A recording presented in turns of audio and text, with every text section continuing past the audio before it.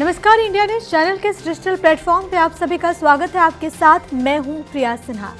अभिनेत्री कंगना रनौत जो कि बेहद ज़्यादा सुर्खियों में आ गई। आपको याद होगा जिस तरीके से सुशांत सिंह वाला जो कांड हुआ, जिस तरीके से उनकी मौत का मामला सामने आया, सुशांत सिंह राजपूत की मौत का मामला सामने आया, उसके बाद एकदम से कंगना रनौत ने मीडिया की सुर्खियों को बटोर लिया जब वो खुले तौर पर सोशल मीडिया के ज़रिए, ट्विटर के ज़रिए वो हमलावर नज़र आई थी वहाँ पर महाराष्ट्र की सरकार के ऊपर। और जिस तरीके से उन्होंने लगातार इस मसले को उठाने का काम किया, उसके बाद एक से एक के बाद एक तमाम जो सीक्वेंस सामने आए, उसमें अभिनेत्री कंगना रनौत कहीं ना कहीं सेंटर पॉइंट पे सामने आई। याद होगा आपको जब बीएमसी ने कार्रवाई की थी उनके घर में, जिस तरीके से वहाँ पर तोड़ दिया गया उनके ऑफिस को, उसके बाद से भी कंगना रनौत ने सोशल मीडिया के जरिए इस कार्रवाई को ये कहा कि बदले की कार्रवाई की गई है। और उन्होंने बाकायदा पोस्ट किया कि मेरे मंदिर को तोड़ा गया है, और अपने ट्विटर अकाउंट के जरिए उन्होंने इस पूरे प्रकरण को लेकर तमाम तरह के सवाल उठाए हैं। आज इसका जिक्र इसलिए हो रहा है कि दरअसल एक बड़ी जीत कंगना रनौत के उस तर्क पर यहाँ पर ज़रूर हुई है, क्योंकि पूरा मामला जब हाई कोर्ट में पहुंचा तो हाई कोर्ट की ओर से एक सख्त टिप्पणी की गई है, और ये जो टिप्पणी है वो कहीं ना कहीं कंगना रनौत के फेवर में है। हाई कोर्ट ने इस बात पर अपनी मुहर लगा दी है कि दरअसल कंगना रनौत के मुंह को चुप करवाने के लिए, कंगना रनौत को चुप करवाने के लिए बीएमसी ने कार्रवाई की और उनके ऑफिस का जो हिस्सा था उसे गिरा दिया गया। दरअसल बीएमसी की ओर से बात कही गई थी कि अवैध निर्माण है और इसी वजह से हमने ये कार्रवाई की है, और इसका कोई भी राजनीतिक रूप नहीं है, इसे इस तरीके से नहीं देखा जाना चाहिए, बीएमसी ने बात कही थी।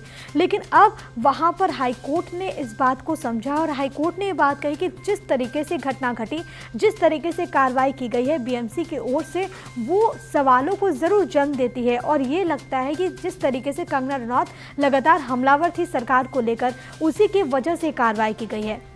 यहाँ तक कि यहाँ पर सामना में जो भी रिपोर्ट छपी थी उसका भी उन्होंने हाईकोर्ट की ओर से जिक्र वहाँ पर किया गया है। और जिस तरीके से इस घटना के बाद सामना में एक लेख छपा और इसमें टाइटल में उखाड़ दिया, ये जो कैप्शन दिया गया था, जो टाइटल दिया गया था, उसको लेकर भी हाईकोर्ट ने टिप्पणी की है और ये कहा है कि कोई भी व्यक्ति अगर मूर्खतापूर्ण कोई भी बातें कहता है तो शासन की ये जिम्मेदारी तो नहीं है कि आप वहाँ पर बैठ करके उससे बदला लेंगे, बलपूर्वक आप उसकी आवाज़ को दबाने की कोशिश करेंगे। अगर कोई भी व्यक्ति कुछ भी बोलता है तो वो भी हिस्सा है, आप उसको सुनिए। आपको आलोचना की आदत डालनी होगी, आपको समझना होगा कि व्यक्ति जो हैं वो आपकी आलोचना कर सकते हैं, इजाज़त लोकतंत्र में हर किसी के पास है।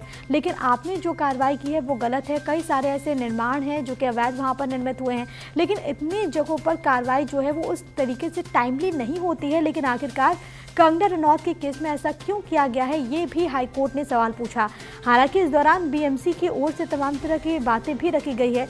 एक बात कंगना रनौत के ट्वीट्स को लेकर भी रखे गए और ये भी कहा गया कि कंगना रनौत ने अपने ट्विटर अकाउंट के ज़रिए कई सारी ऐसी बातें कही जो कि कहीं ना कहीं महाराष्ट्र के खिलाफ थी, और जो कहीं ना कहीं वैसी बातें कंगना रनौत को नहीं कहनी चाहिए, जो कहीं दुखद थी बात, जो कहीं ना कहीं उस भावना को तोड़ने का काम कर रही थी। इसके जवाब में हाईकोर्ट ने यहाँ पर ये कहा कि वो उस बात से सहमत है कि कंगना रनौत को सोशल मीडिया पर ज़्यादा इस तरीके से बयान नहीं देना चाहिए, कंगना रनौत को ज़रूर एहतियात बरतने का काम करना चाहिए, ये भी हाईकोर्ट ने कहा है। तो यानी कि हाईकोर्ट ने फटकार भी लगाई है बीएमसी को और कंगना रनौत को भी नसीहत दी है कि देखिए, आप सोशल मीडिया पर कुछ भी अगर लिखती हैं तो एक बार ज़रूर सोचिए कि आप किसी की भावना को आहत तो नहीं कर रही हैं। लेकिन यहाँ पर बीएमसी की कार्रवाई पर भी हाईकोर्ट ने सवाल उठाए हैं और उन्होंने ये कहा है, हाईकोर्ट के द्वारा, जज के द्वारा ये बात कही गई है कि जिस वक्त पर और जिस तरीके से कार्रवाई और उसके बाद जो भी बातें सामना में लिखी गई हैं, वो ऐसा ही लगता है कि